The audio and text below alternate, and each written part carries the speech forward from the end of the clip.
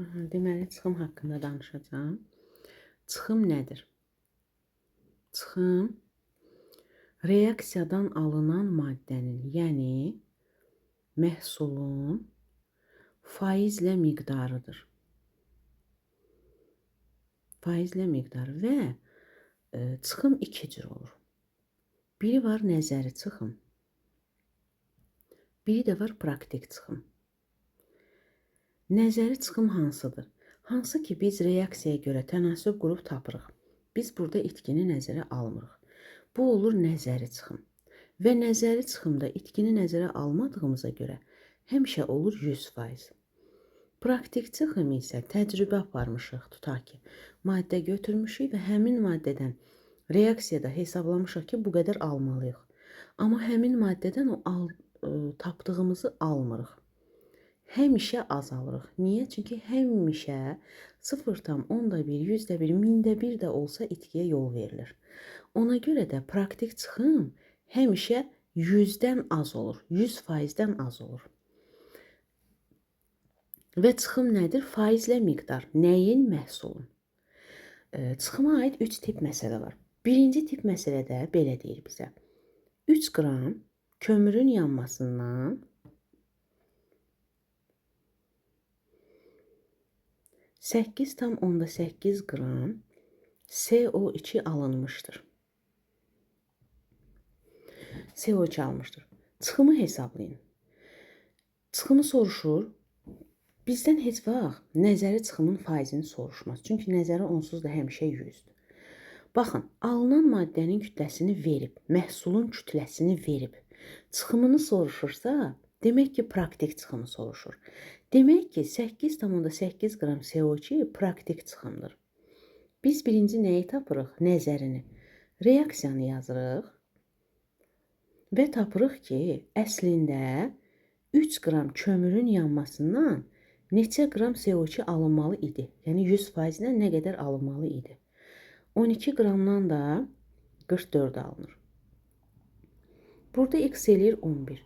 Demək ki, biz almalıydıq 11, amma təcrübədə almışıq 8,8. Həmin bu 11 nəzəri çıxımdır. Yəni 11 qram 100%-dir. Aldığımız 8,8 qram isə olur x%. Və x eləyir 80%. Deməli, biz 80% çıxımla məhsulu əldə etmişik. İkinci tip. Burada deməli nə oldu? Alınan maddənin kütləsini verdi, çıxımını soruşdu. İkinci tipdə isə çıxımını verəcək, kütləni soruşacaq. Məsələn, 3 qram kömürün yanmasından 80% çıxımla neçə qram CO2 alınır?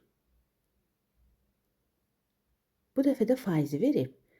Biz kütləni tapmalıyıq ki, 80%-dən neçə qram almalıyıq.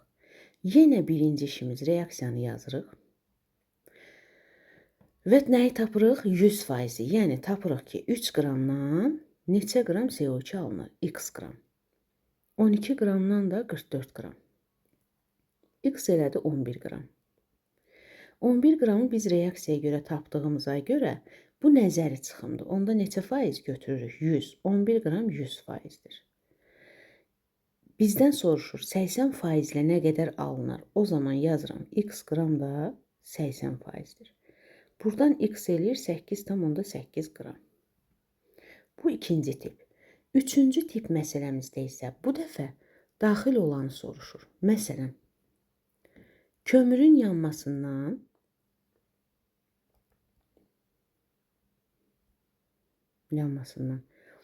80% çıxımla 8,8 qram CO2 alınmışsa, neçə qram kömür yanmışdır? Neçə qram kömür yanmışdır? Yenə bizim birinci işimiz 100%-i tapmaqdır. 80%-lə 8,8 qram alınıbsa, bəs 100%-lə nə qədər alınıb? X. O da eləyir 11 qram. Tapdıq CO2-ni. İndi tənasüb qururuq. Bəs yaxşı, neçə qram kömür yananda 11 qram CO2 alınır?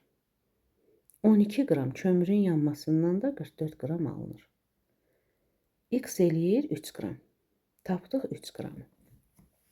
Deməli, üç tip məsələ oldu. Birinci tipdə alınan maddənin kütləsini verdi, çıxımını soruşdu.